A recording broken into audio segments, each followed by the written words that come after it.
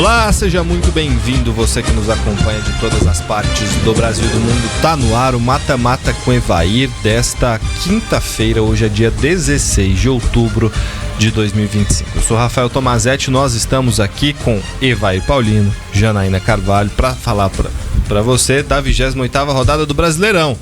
O Mirassol é o destaque da noite. Não é o Palmeiras, não é o Flamengo, não. Mirassol. Por que você acha o Mirassol destaque? Me deu uma. O Mirassol é o destaque do campeonato. O Mirassol é um dos times de menor receita, junto com o Juventude. Primeira vez na história que disputa a Série A, uma cidade de 70, 80 mil habitantes. Uma das menores cidades a disputar. Eu não lembro qual foi a última vez que a gente teve uma cidade tão pequena na Série A. De fato, não lembro. Já teve menores, eu já me lembro de ver esse levantamento, mas, gente, é uma cidade pequena, um time com pouco orçamento e que tá batendo em todo mundo. E bate, não é aquele time que fica lá atrás e ganha de 1-0, não. É aquele time que vai pra cima de todo mundo, encara o Flamengo no Maracanã, encara o Palmeiras no Allianz e ganha jogos. E tá muito perto da Libertadores. E aí, vai, joia? Tranquilo. Ele ficou revoltado, olha, ele ficou revoltado. Surpreendeu. Não, eu só falei isso por causa do Jonathan, eu ia fazer outra abertura. Não, eu até concordo com você, a maioria do que você disse, eu concordo, porque realmente é surpreendente aquilo que o Mirassol tem feito nesse campeonato. A gente que esperava que ele fosse brigar lá embaixo, tá tranquilinho. Mas é que ele quer dizer que o destaque da noite foi a goleada do Palmeiras. Eu acho que o destaque da noite é a briga entre Flamengo e Palmeiras e essa disputa que vai ser ponto a ponto. Que tá... eu acho que assim, o destaque, se eu fosse fazer uma manchete, é aquecimento para o clássico. Aquecimento pro clássico que vai ser domingo, Flamengo e Palmeiras. Os dois fizeram a parte deles, né? Então, pro jogo é fundamental, porque quem ganhar... Divisor de águas. Quem ganhar vai estar com a moral lá em cima pra Libertadores e pro Brasileirão. Acho que a moral também conta muito, só porque também, por exemplo, caso da vitória do Palmeiras, vai abrir 6 pontos. Sim, isso que eu ia dizer. No caso do Palmeiras, além da moral, ainda abriria 6 pontos e 3 rodadas de vantagem pro Flamengo. Porque mesmo se o Flamengo vencer, o Palmeiras ainda continua em segundo colocado por conta do critério de desempate, que é vitórias, né? O Palmeiras tem 2 a mais. Pois é um jogo importantíssimo. Mas vamos lá, vamos falar dos resultados, então. De ontem, primeiro, no Allianz Parque, 5-1 pro Palmeiras contra o Red Bull Bragantino. O que deram pro Vitor Roque lá no Allianz? No segundo tempo, né? Manda levar lá pro Samuel Lino, por favor. Do segundo tempo, né? Porque no primeiro tempo... Depois da Copa de Clubes. Depois da Copa do Mundo de Clubes. Não, depois... Ele fala do jogo. Mas o que deram pro Vitor Roque pode mandar lá pro Ninho. Até os 40 minutos do primeiro tempo, o Palmeiras tava dando raiva. Toda hora a bola batia e voltava. Toda hora o Bragantino tava com a bola no pé, melhor na partida, fazendo tudo certo. E até que chegou um ponto e acharam um pênalti lá, né? Porque aquele pênalti foi achado, porque já tinha passado, os jogadores do Bragantino nem sabia, de repente o VAR chamou lá, deram o pênalti e aí sim ficou pior ainda pro Palmeiras. Mas eu tava conversando aqui antes do programa começar, deu pênalti por conta da bola na mão, né? Sim. Mas... ele pulou, né? A gente chegou à conclusão que o puxão foi muito mais pênalti do que a bola na mão. O puxão do Piquerez foi bem mais pênalti do que a bola, porque você consegue subir de uma bola, você não sabe onde seu braço vai estar, e a bola foi cabeceada no braço, então... Mas aí, nesse caso, apesar de a gente não concordar com esse tipo de pênaltis, que a gente já falou isso aqui 1 milhão de vezes, como a maioria dos árbitros dá, tem que ser justo, né? Tem que ter um critério. Eu acho que o certo seria revisar a CBF, entrar num senso comum aí e parar de dar esse tipo de pênalti. Eu acho que esse é um ponto importante. A gente vai falar mais de arbitragem daqui a pouco, mas eu já deixo minha posição. Todo mundo já sabe, quem acompanha o Mata Mata, qual a minha posição sobre isso. Bom, dando sequência aqui nos resultados. No Newton Santos, clássico, Flamengo 3, Botafogo 0. Público baixo com o clássico. Eu achei que tinha até muito mais gente do que o Botafogo tem levado, mas eu esperava mais. Inclusive da torcida do Flamengo, né, que não encheu a parte visitante. Mirassol 3, Internacional 1. sabe o que acontece? Estão deixando o verbinha guardado pro jogo do final de semana e Libertadores no meio da semana que vem. Deve ser. Sport 1, Ceará 1, Santos 3, Corinthians 1, Atlético Mineiro 1, Cruzeiro 1 e Fortaleza 0, Vasco 2. Esses são os resultados da rodada. Por falar, vamos começar aqui com os times que estão brigando pelo título. O Evair já comentou um pouquinho do jogo do Palmeiras, disse que deu raiva no início, mas depois foi só alegria. 5-1. Nossa, e a defesa do Bragantino também uma mãe, né? Ficaram assistindo o Vitor Roque fazer gol. O Vitor Roque fez 2, o Flaco fez 1, Felipe Anderson fez 1, Bruno Fux fez 1. O Vitor Roque passou o Pedro e igualou o Verrete na briga pela artilharia. Tá a 2 gols do Arrascaeta e a 3 do Caio Jorge, que é o artilheiro do campeonato. Caio Jorge parou de fazer gol, depois foi pra seleção. Mas deu passe ontem. Mas parou de fazer gol. Foi expulso ontem também. E tá o Vitor... Mas e que expulsão?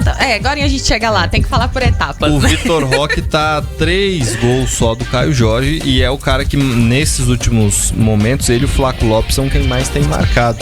O Flaco Lopes voltou a marcar ontem também, 10º gol dele no campeonato, os dois somados, tem 22 gols. O Flaco Lopes vive uma boa fase, até mesmo na seleção da Argentina, dando passe para gol e tudo mais, né? Então são uma dupla de ataque que tem dado resultado. O Palmeiras tem tirado muito proveito disso. O melhor achado do Abel, né, nos últimos tempos. Não, é impressionante. Nunca se achou que os dois pudessem jogar juntos e de repente mudou a formação tática, tá lá os dois indo bem. E o questionamento sempre foi quem seria titular. A gente nunca questionou a possibilidade deles jogarem juntos. Eu lembro que o primeiro jogo que fez essa dupla de ataque, a gente até falou porque era um jogo mais fácil, ele não vai seguir levando esse tipo de esquema tático, porque não costuma dar muito certo, enfim. E aí tá agora aí os dois fazendo gol todo jogo.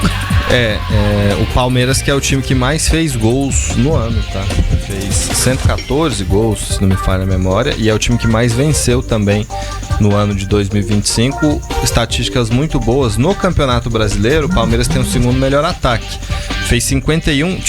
Tinha um momento, quando o Flamengo ainda vencia por 1-0, que os dois estavam com o mesmo número de gols marcados. Só que aí o Flamengo fez mais 2 na etapa final e ficou com 53 gols marcados, o Palmeiras 51. Só que a defesa do Flamengo é muito mais eficiente que a do Palmeiras. Tomou só 13 gols em 27 jogos. É um número... Cara, a gente fala às vezes do ataque do Flamengo, mas a defesa do Flamengo tomar só 13 gols em 27 jogos... Nós estamos na 28ª, né? E o Flamengo jogou 27. Jogou 27 vezes. E se você for ver, não dá nem 30% dos jogos para tomar gol. Então, é um número expressivo. Exatamente. Flamengo vai muito bem na defesa. E o Palmeiras tomou 23 gols. Só para a defesa do Palmeiras ainda tomou mais gols que a do Cruzeiro, que tomou 21. Nesse período, a defesa do Palmeiras é a terceira melhor do campeonato, o ataque é o segundo melhor. Fez 2 gols a menos que o Flamengo, mas tomou também 10 gols a mais que o Flamengo, 2 gols a mais que o Cruzeiro. Ainda assim, são números muito bons. E aí, teve aquele pênalti lá. Cara, eu não gosto daquele pênalti. Eu já falei 1000 vezes. E não é Palmeiras, Bragantino, Botafogo, para quem seja. Esse tipo de pênalti Olha, ontem o Flamengo pediu um pênalti no jogo contra o Botafogo, num cruzamento no primeiro tempo. Foi um cruzamento do Arrascaeta, que o jogador do Botafogo corria para marcar e a bola não pegou no braço, pegou na axila. Na axila do jogador. Não sei se vocês lembram desse lance. E o Flamengo ficou pedindo pênalti. E não fato. Assim, o que a gente tem visto muitas vezes o jogador vai pro ataque e aí ele cruza pra trás porque ele sabe que o cara tá correndo. Quando ele corre, ele tá correndo com o braço. E não tem como correr com os braços pra trás, nem com os braços colados no corpo. Que toda rodada tem um pênalti que o cara vai pela lateral, cruza e a bola... Porque os caras já sabem que o juiz vai marcar. Mas isso é só no futebol brasileiro.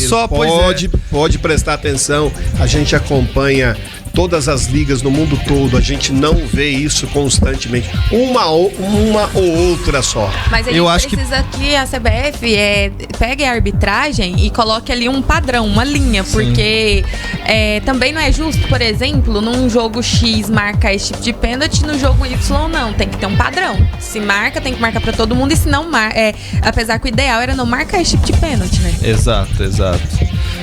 Eu acho que é ruim pro espetáculo. esse tipo de pênalti. Eu acho que Porque facilita que qualquer jogador vai lá e dá um bicão na bola pra poder ganhar um pênalti, igual você falou. E isso acaba com o jogo. E aí teve isso. E assim, ainda tem a falta de critério. Que tem árbitro que dá, tem árbitro que não dá. O mesmo árbitro não dá num jogo, dá no outro, porque ele se sente pressionado, porque falaram que ele errou, e aí vira essa salada que a gente vê. E aí faz jogador fazer gesto como o Caio Jorge ontem fez de roubar, enfim, um monte de coisa. Mas dito isso, tem uma declaração ontem do John que foi muito forte. Ele falou, a gente no intervalo, falou, vir aqui jogar com eles e também contra o juiz. Ai. Isso, curiosamente, depois do Bragantino ter tido um pênalti. Não, olha aí, não dá pra entender, né? Um pênalti que foi achado, né? Porque o Bragantino, ninguém tinha reclamado de pênalti de nada. De repente, a jogada continuou lá, aí de repente alguém chamou, bateu na mão. Primeiro é que não dá pra entender a declaração dele. Vai lá, faz um gol, não comemora. Ok. Vai lá, um pênalti questionável, né? Porque foi uma bola que, pra gente, o puxão foi muito mais pênalti do que a própria bola lá na mão. E aí, depois ele vai lá e fala que tá lá jogando contra a arbitragem, contra o Palmeiras, como se a arbitragem ontem tivesse errado o jogo, o primeiro tempo todo, e que não tivesse tendo critério, enfim. Não, e o Bragantino jogando um bom futebol, não colocando o Palmeiras num lugar em que ele não está acostumado dentro da sua casa, jogando bem, pressionando o Palmeiras. Poderia ter feito 2-0. Lógico, o Palmeiras criou algumas oportunidades ali, mas o Bragantino estava sendo melhor. Depois não. Depois do empate, aí o Palmeiras tomou conta do jogo. Foi outra partida. A gente vai pro intervalo, mas eu quero repercutir mais isso porque tem alguns movimentos que acontecem no campeonato que são importantes da gente debater aqui. Intervalo é rápido, daqui a pouco nós voltamos.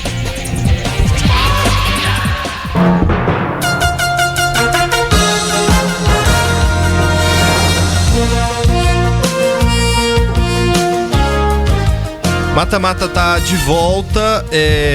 Bom, citei aqui a declaração do John, a Janaína e o Evair já passaram as primeiras impressões dele. Só que o que eu tenho de impressão que tá acontecendo no futebol brasileiro? Aquele jogo Palmeiras-São Paulo foi um marco. Porque criou um discurso, criou uma narrativa. E o mundo hoje é narrativa. Por conta de rede social, todo mundo acredita fielmente numa coisa. Muitas pessoas ainda são adeptas a teorias da conspiração.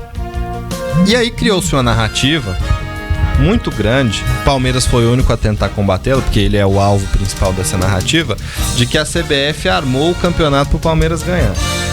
Não, essa narrativa do armou o campeonato pro Palmeiras ganhar, eu acho muito... Mas ela tem força. Não, sim, mas eu acho que é um negócio que o povo tira do além, né? Pra poder, sei lá, tampar uma certa incompetência. Não, é narrativa, não, como sim, a gente falou. Ela tá no campo da narrativa. Mas, por exemplo, teve declarações do Palmeiras sobre os erros da arbitragem que eu também não concordei. Porque se fosse ao contrário, eles estariam lá reclamando. Lógico, também, não, é evidente. A arbitragem ela é ruim para todos os 20 clubes da Série A. Assim, todo mundo foi prejudicado uma hora ou beneficiado. Sim, e se não foi nesse campeonato, foi no passado e por aí vai. É um ciclo vicioso, nada prodigioso, nada virtuoso. Mas hoje tá... Por que eu acho que essa declaração do John ela vem? Porque ele acredita nessa narrativa. E pra ele é muito fácil ir lá no microfone e falar. Todo mundo fala que o Palmeiras é beneficiado. Eu vou chegar aqui e vou falar também que a gente tem que jogar contra o Palmeiras e contra o juiz também.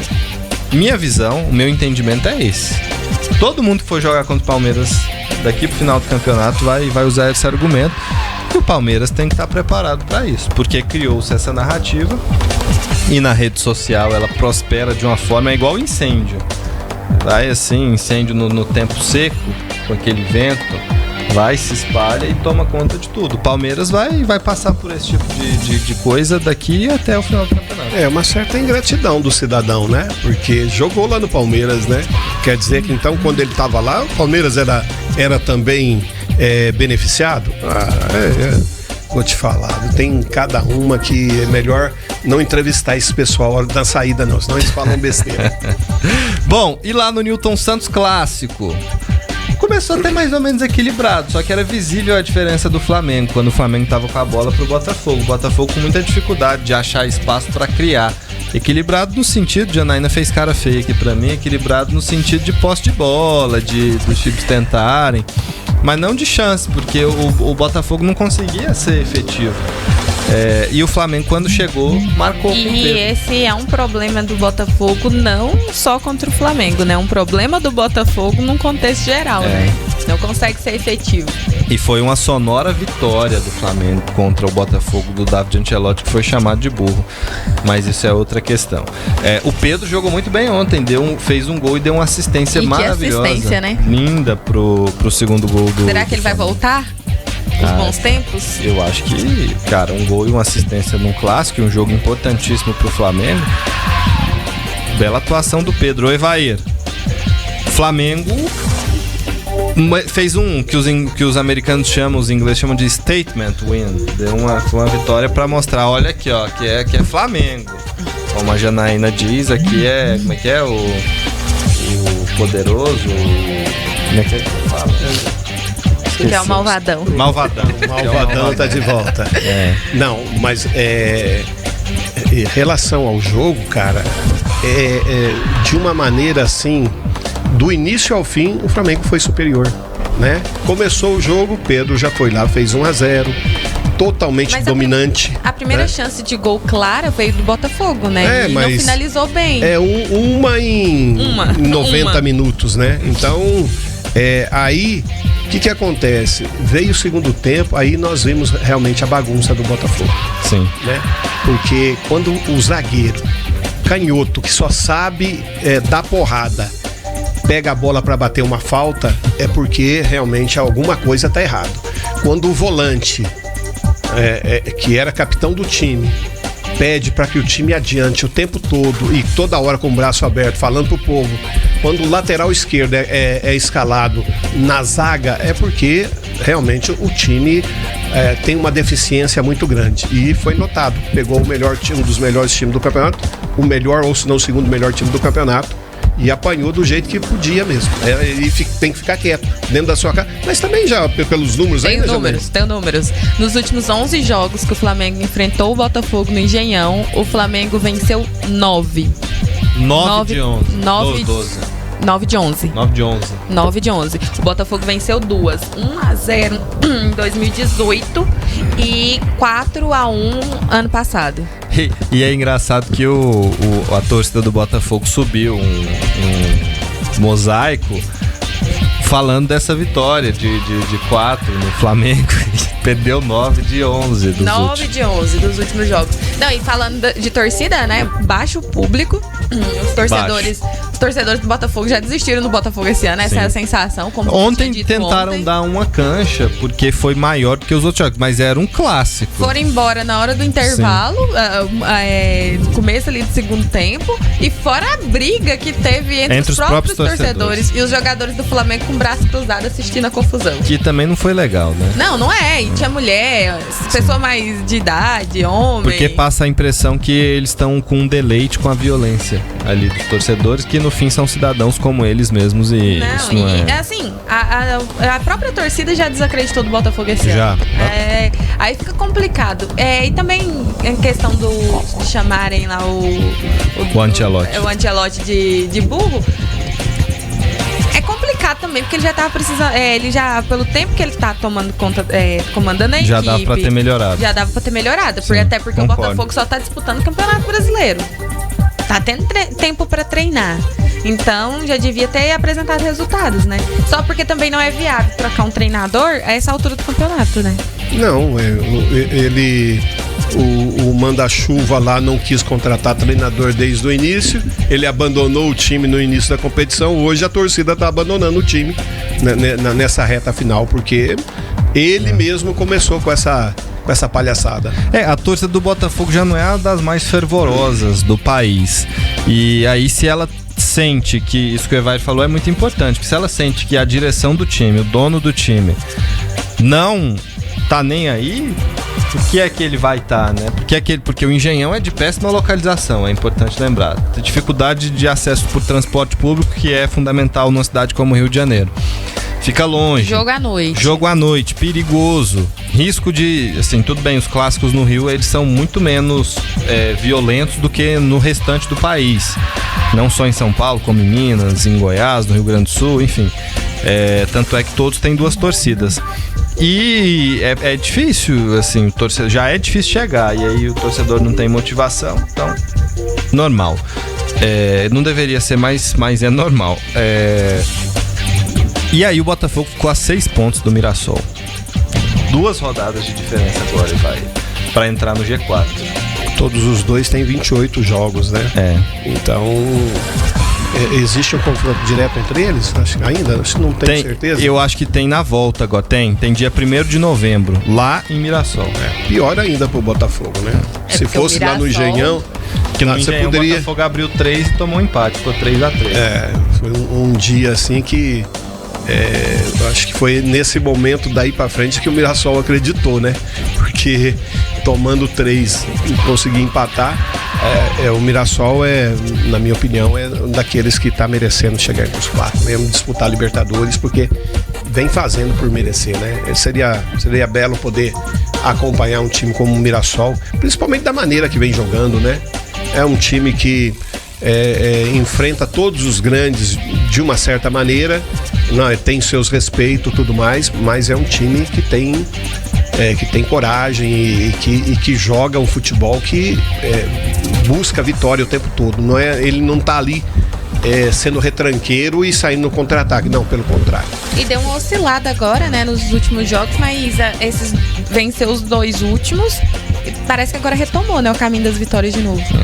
Um fato curioso, o Flamengo reclamou muito de arbitragem apesar do 3-0. Muito. O Felipe Luiz, que não reclamou, disse que realmente sai do sério. A sensação que tem é que os árbitros pensam: o Flamengo não precisa dessa falta, eles são bons e que eles invertem as coisas. E o José Boto voltou a levantar ilações ali sobre o campeonato na entrevista depois do jogo. Mas desculpa te cortar.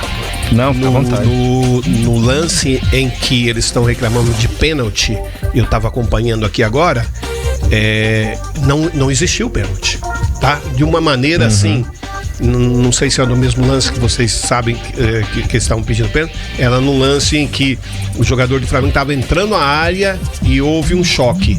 E eles queriam pênalti de todo jeito. Inaceitável, porque um lance totalmente normal. O Boto disse que não gosta de falar disso, mas não pode se calar enquanto o Flamengo é prejudicado. Não é porque ganhamos que vou me calar. Até quando? Sempre contra o Flamengo, disse o diretor do Mengão. Não é contra o Flamengo, é no contexto geral. E uma reclamação desnecessária não vai se calar. Tem que se calar, que já tá conversando demais. Essa conversa demais vai fazer a gente não ter, por exemplo, a Leila Pereira lá no Maracanã. Ela anunciou que não vai pro Rio de Janeiro, porque ela tá numa briga muito forte com o BAP, presidente do Flamengo, e entende que não há clima para estar no estádio, até porque a torcida do Flamengo a trata hoje como a inimiga pública número 1, né? Ela, se fosse, seria totalmente hostilizada, e não tem como você não encontrar com um torcedor ou outro do Flamengo ali. Então ela vai pra... Mas as seguranças são muito precisas, viu?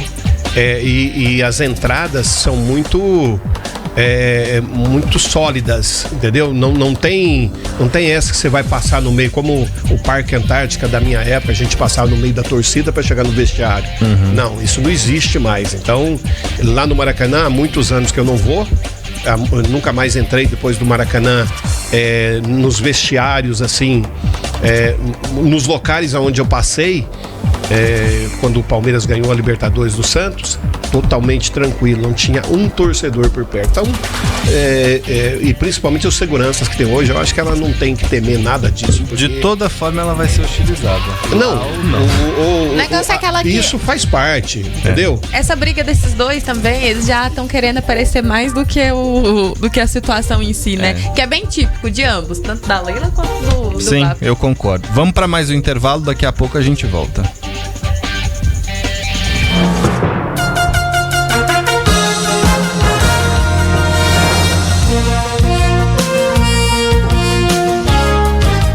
Antes da gente passar para os outros jogos, Vamos fazer um prognóstico aqui, galera, nesse terceiro bloco que nós abrimos agora no Mata-Mata, sobre esse Flamengo e Palmeiras, porque essas vitórias de ontem mostraram dois times muito inflamados, eu acho, muito empolgados e embalados para o confronto de domingo. Há tempos a gente não via um confronto que promete tanto, né? Ano passado teve Botafogo e Palmeiras, mas não tinha o clima que esse Flamengo e Palmeiras tem, porque para além da qualidade das equipes e do duelo dentro de campo, e são times que podem tanto decidir o Brasileiro quanto a Libertadores, também tem os componentes fora de campo. Hoje, a maior rivalidade interestadual do país é Flamengo e Palmeiras, e não é de hoje. Vamos lembrar que o Gabigol, quando era jogador do Flamengo, ele vivia provocando o Palmeiras, cantava a música do Não Tem Mundial, na época não tinha copinha ainda, cantava Não Tem Copinha, Não Tem Mundial. Por quê? Porque os dois times, já naquele momento, eles já caminhavam para ser os dois principais do país, e isso se efetivou com o tempo. Você teve ali um campeonato que o Atlético Mineiro ganhou, outro campeonato que o Botafogo ganhou, mas o Flamengo e o Palmeiras, eles sempre estão na disputa. E salvo essas exceções, eles têm conquistado os títulos importantes que os brasileiros disputam, tanto nacional quanto internacionalmente. E aí tem esse componente fora de campo, porque a Leila, ela fez essa oposição grande ao Flamengo depois daquela questão do bloqueio dos valores milionários de repasse que a TV faria para os clubes da Libra. Cunhou o termo terraflamistas, que pegou, né? E os torcedores não se sentiram ofendidos, tá? Normal, natural. O bom é isso, né? Os torcedores não se sentiram ofendidos, arrumaram mais um termo pra ficar... Quando por exemplo, o porco surge de uma zoação dos torcedores de outras equipes, que o mascote do Palmeiras era só o periquito. E tem outros mascotes, aí Brasil afora, que os torcedores adotaram, porque antes era usado como chacota. Mas enfim... Esse é um jogo que tem uma expectativa sobre ele gigantesca. Eu acho que depois dessas vitórias tão firmes dessas duas equipes e superando a adversidade, o Flamengo jogando fora, um clássico, o Palmeiras saindo atrás, virando o jogo e com um amplo domínio depois, o Flamengo pode cobrar R$1.000 no ingresso que lota o Maracanã. Com certeza. Se der os 20%, apesar que eu acho que o time do Palmeiras, a torcida do Palmeiras, tem direito a só a 10%. 10%. Né? 10%. Se der 20% para a torcida do Palmeiras, a torcida do Palmeiras lota o local. Mas é aquela coisa, né? É aquela partida que pode decidir a competição e que uma partida assim, que se aquele que sair na frente, a possibilidade de vencer a partida é muito grande. É um jogo que não se pode tomar gol. Joga-se para empatar e contra-ataque, apesar que o Flamengo não tem essa característica. O Palmeiras não, o Palmeiras sabe fazer isso. O Palmeiras é um time que gosta de jogar no contra-ataque também. O Flamengo tem um time que já joga para dominar o jogo. Dominando o jogo e joga pra frente. E esse jogo tá com cara de empate. E que seria bom pro Palmeiras nesse caso. Sim. Pro Flamengo é importantíssimo a vitória. Sim. Mas eu acho que ele tá muito com cara de empate, porque, na minha opinião, não vão querer arriscar muito por conta do quem sair atrás do placar. Porque geralmente o Palmeiras não costuma perder de virada.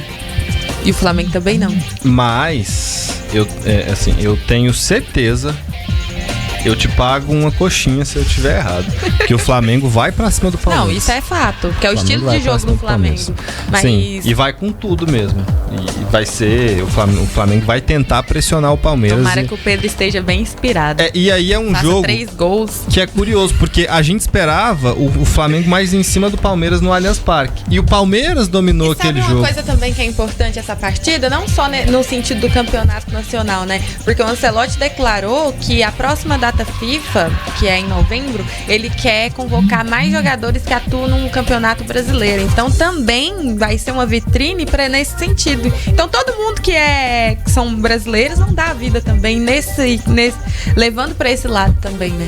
É um ponto importante também. O Evair, No Allianz Parque, o Palmeiras, embora seja um time mais voltado ao contra-ataque, tentou agredir mais o Flamengo e acabou perdendo o jogo. Perdeu o jogo, errou pênalti, né? E teve um pênalti que não foi. Dominou mais a partida do que o Flamengo. Sim. Então, assim, não aproveitou a oportunidade o Palmeiras naquele jogo, né? Então fez com que o Flamengo tivesse a oportunidade de sair na frente e quando o Flamengo sai na frente, não consegue mais pegar. Tanto é que depois fez 2-0, né? Sim. Então é um time que sabe jogar em contra-ataques, principalmente quando tá ganhando. Quando tem que se expor, quando tem que atacar, é um time que sabe muito bem fazer isso. O Palmeiras já tem suas dificuldades, né? O Palmeiras gosta também de jogar dominando, porém é um time que sabe que a qualidade do Flamengo isso não vai acontecer o tempo todo. Pode ter esporadicamente em alguns momentos na partida, um pode ser ter domínio em cima do outro, porém não vai ser uma constante. E aquele que eu volto a dizer, aquele que fizer 1-0 tem a possibilidade muito grande de vencer a partida. Eu acho que vai ser um jogo de muita estratégia dos dois treinadores, porque justamente são dois times muito equilibrados e que jogam de formas diferentes. Na teoria, você imagina o Palmeiras é mais adequado esse tipo de jogo pro Palmeiras, porque se defende bem e sai bem no contra-ataque. Só que o Flamengo levou a melhor no primeiro jogo. E o Palmeiras não conseguiu vencer também o Cruzeiro. Perdeu também pro Cruzeiro. Então, é um jogo melindroso pros dois. E o Palmeiras precisa se afirmar vencendo um confronto direto contra quem tá brigando pelo título, que ainda não aconteceu. Lembrar que depois do Flamengo, o Palmeiras pega o Cruzeiro. E esse é o último confronto direto do Flamengo, porque já pegou o Cruzeiro, tanto lá no Mineirão, perdeu no Mineirão e empatou no Maracanã. Tá bem equilibrado, né? Só o Palmeiras que não venceu ainda nenhum dos adversários diretos pode fazer isso agora nessas duas próximas rodadas. Bom, vamos falar de briga por Libertadores agora. A gente já falou do Botafogo, que ficou com 43 pontos. O Mirassol, e adivinha com gol de quem, Evair, venceu ontem? O King Naldo fez, e belo gol, hein? O segundo, bateu quase sem ângulo. E do Negueba. Aliás, também. Eu preciso fazer uma retratação aqui. O quê? A retratação é o seguinte: eu disse que o Mirassol não tinha ídolos, né? E eu tava pesquisando outro dia. O Negueba é aquele que veio lá da Série C, né? O cara que mais jogou pelo Mirassol e é extremamente ídolo na cidade, extremamente ídolo e eu disse que o Mirassol não tinha ídolos, né? Não tinha jogadores que se diferenciavam. Errei, porque o Negueba realmente é um jogador diferenciado. Errou, foi moleque? Nem tanto, né? Não foi um erro assim de distração, mas não foi de moleque. Isso aí. O Reinaldo fez seu 10º gol no Campeonato Brasileiro ontem. Tá chegando ali na artilharia, né? Cara, nos artilheiros. Ele deixou pra trás o Alan Patrick, que é o rei dos pênaltis. O Reinaldo também faz muito gol de pênalti, mas ele fez muito gol com bola rolando, diferente do Alan Patrick, que fez quase todos de pênalti. O Ryan marcou ontem também, a gente vai falar do Vasco daqui a pouco, e eles estão iguais. E o Flaco Lopes, que também marcou ontem, estão iguais. São os 5º artilheiros, eles estão atrás do Pedro, do Vitor Roque, do Verratti, do Arrascaeta e do Caio Jorge, que ainda é o artilheiro do Brasileirão. O Caio Jorge, a gente achou que ele ia terminar ali com uns 20 e poucos gols. Da maneira que ele saiu no campeonato, né? Deu uma paradinha. Agora eu discordo de você quando você fala que o cara é o rei dos pênaltis, né? Ele bateu contra o maior rival e errou. Aí bateu na Copa do Brasil a cavadinha e o goleiro pegou aqui. Então, poxa, não, discordo. Não, mas eu falo porque 90% dos gols dele são de pênalti, por isso que eu citei aqui. Mas de fato errou pênaltis em momentos importantes o nosso querido Alan Patrick. Mas o Mirassol bateu 3-1 ontem o Internacional, chegou aos 49 pontos, 49.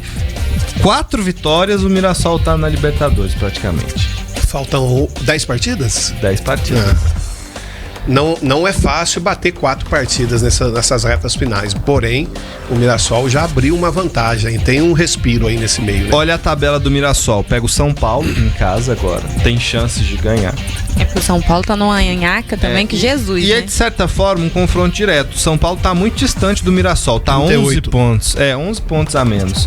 Só que o São Paulo é um dos times que tá na briga ali pelo G6. Se o Mirassol ganha esse jogo, Tem que ver como é que vai ficar Grêmio e São Paulo hoje. São Paulo vai ganhar ou não esse jogo, para ver como é que vai ficar a diferença entre os times.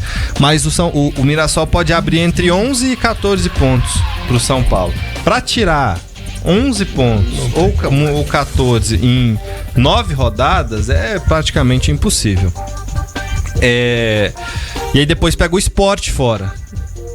Chance de somar pelo menos um ponto, porque o Sport se alinhou, não tá perdendo tanto, mas tá empatando tudo. Ontem empatou com o Ceará em casa também. E praticamente já tá na segunda divisão. Já tá, não tem pelo que brigar. Depois pega o Botafogo em casa, ou seja, se o Mirassol faz uma sequência boa aí, já era. Até porque tem 2 confrontos diretos, São Paulo e Botafogo. Aliás, por falar em segunda divisão, esses 4 aqui de baixo, já parece que eles querem mesmo cair, né? Eu cravo porque agora. Porque o Fortaleza, perder pro Vasco da Gama com um homem a menos, é querer mesmo cair. A gente vai falar de rebaixamento agora no próximo bloco, mas assim, eu vou dar a cancha hoje pro Vitória. Se o Vitória ganhar do Bahia, vai ficar 3 pontos do Santos, ainda tem chance, mas pra mim Fortaleza, Juventude e Sport já caíram.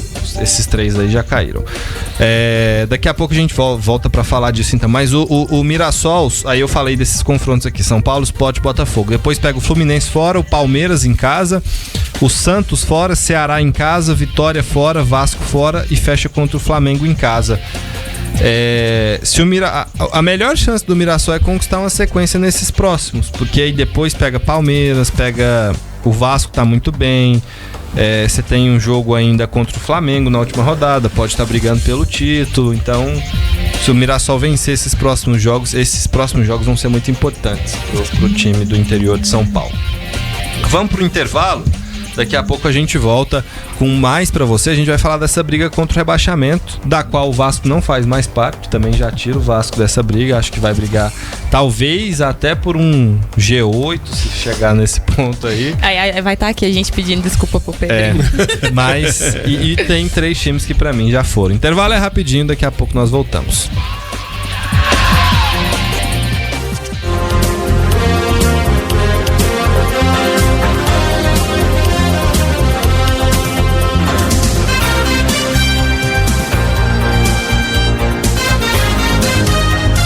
De volta aqui com Mata-Mata com o Evair, vamos falar da briga contra o rebaixamento. Ontem nós tivemos jogos importantes. O Ceará, que está relativamente tranquilo, saiu na frente do Sport, tomou um empate no finalzinho, 1-1, chegou aos 35 pontos, foi ultrapassado pelo Vasco, mas está com 35 pontos. Hoje a 10 pontos do Vitória, que é o primeiro time na zona de rebaixamento, a 11 do Fortaleza, a 12 do Juventude e a 18 do próprio Sport. Então tá muito à frente dos outros times. Tá bem encaminhado, né? Tá bem encaminhada a permanência. O Sport, por sua vez, tem 11 jogos, tem 17 pontos. Precisa somar ali para chegar...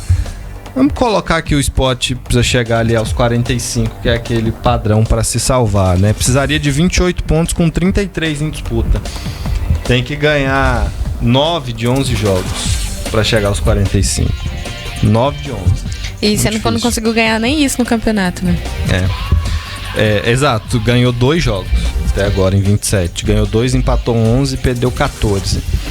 O Atlético Mineiro, no clássico, a gente até nem falou do Cruzeiro aqui na briga pelo título, porque deu uma distanciada, né? O Cruzeiro chegou a 53, o Flamengo abriu 5 com um jogo a menos, e o Palmeiras também com um jogo a menos que a Raposa, abriu 8 de vantagem. Ficou muito difícil pro muito difícil, chegar. Apesar de ter saído na frente ontem e tudo mais, né?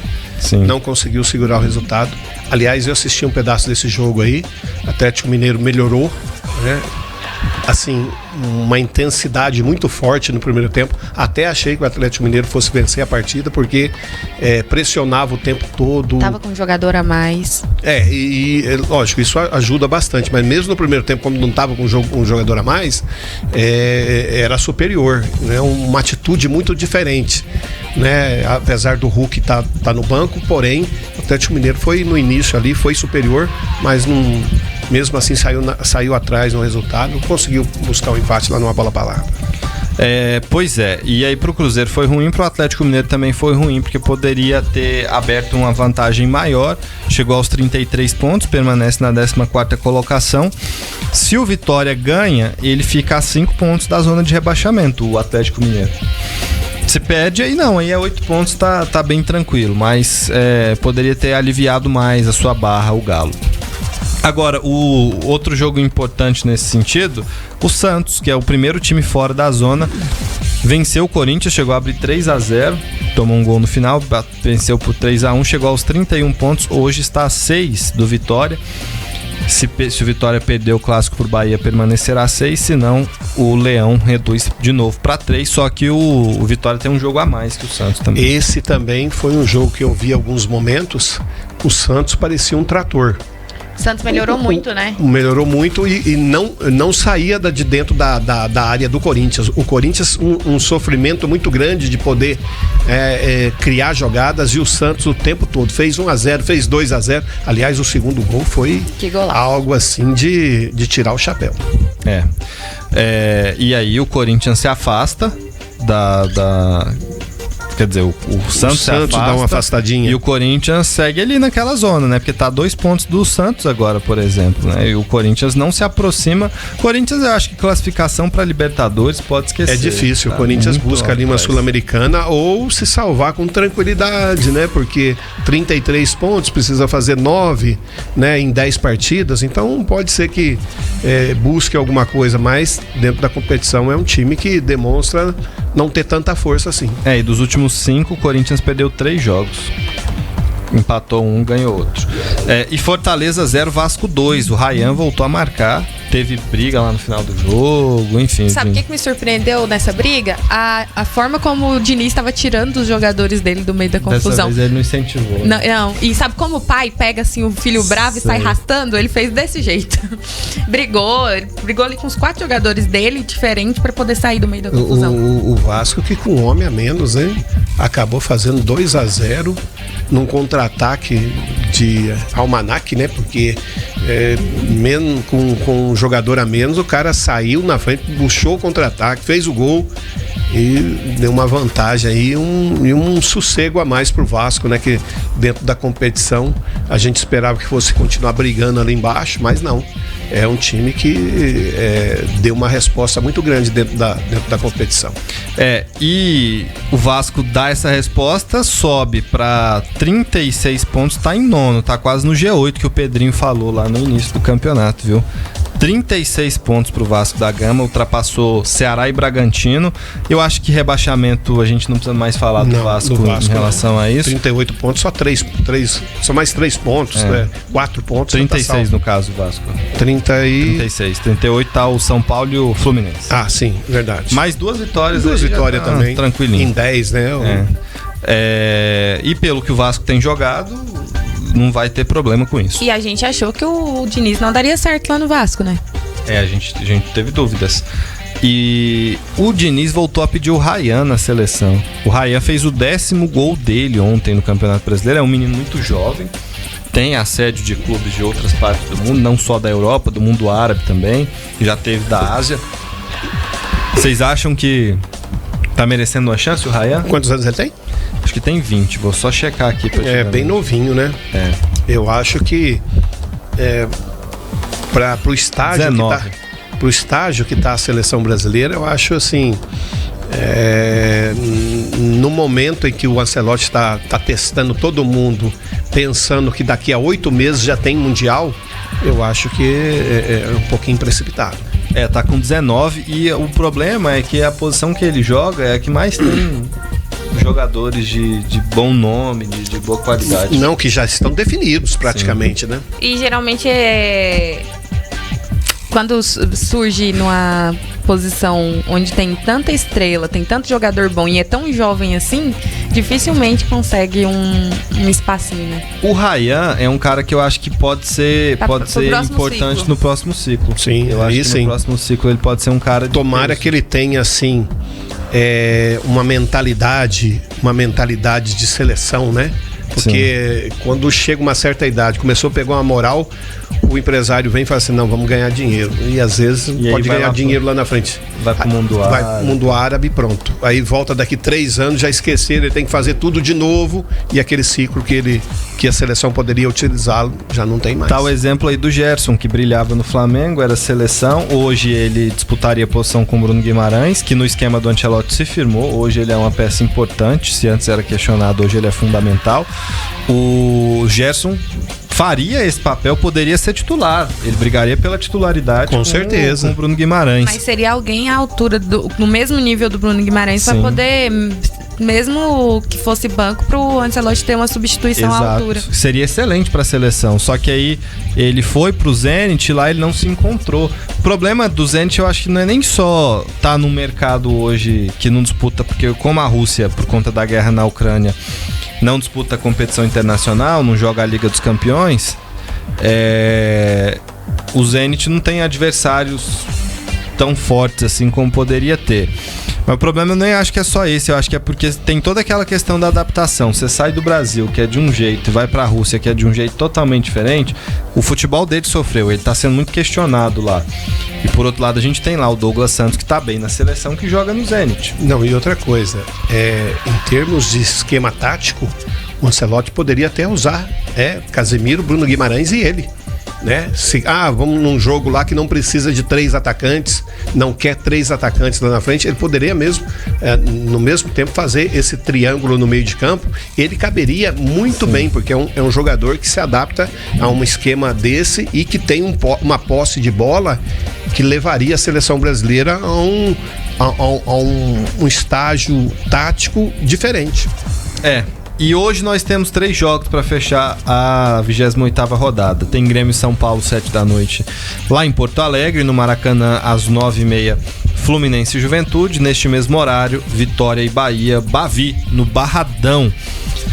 Se o Bahia ganhar, fica a 3 pontos do Mirassol. E aí é o Botafogo que se complica, né? E o Fluminense tem tudo para colar de vez no G6, porque vencendo seu jogo, vai ficar um do Botafogo, e o Fluminense tem um jogo a menos. Ou seja, se vencer os 2 jogos que tem aí, o de hoje e o outro atrasado, que se não me falha a memória é contra o Ceará, não tenho certeza, o Fluminense passaria o Botafogo, né? Mas... E o Fluminense hoje é um time muito mais confiável que o Botafogo. Sim. O Botafogo não tá dando muita credibilidade, né? O Fluminense hoje é um time muito mais confiável, que acho que tem mais futebol que o Botafogo pra chegar. O Grêmio se vencer o São Paulo hoje, o Grêmio tá sossegado.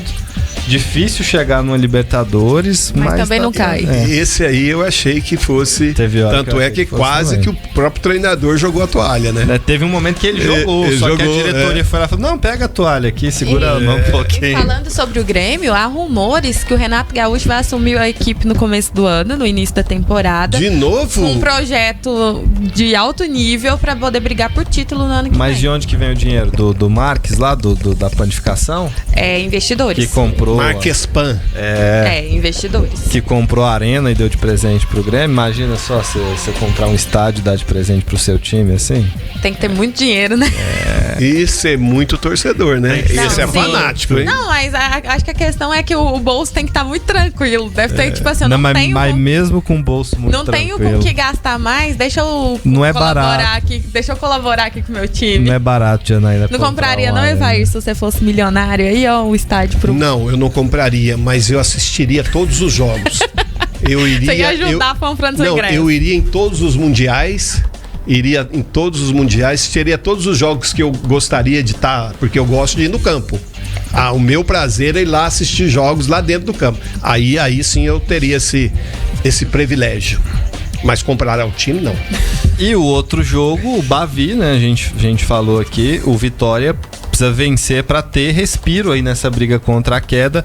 E o Bahia, se vencer, chega a 46, passa o Botafogo, vai para a 5ª colocação, fica a 3 pontos do Mirassol e ainda com jogo a menos. Poderia até passar o Mirassol, porque se vencesse esse jogo a menos que tem, porque chegaria aos 49, mas teria uma vitória a mais aí com que o time paulista. Pessoal, chegamos ao final de mais um Mata-Mata. Evair, tchau pra você, até amanhã. Amanhã a gente se vê. Forte abraço. Janaína, tchau, até amanhã. Tchau, até amanhã. Gente, obrigado pela companhia, pelo carinho da audiência. Amanhã a gente se fala. Tchau.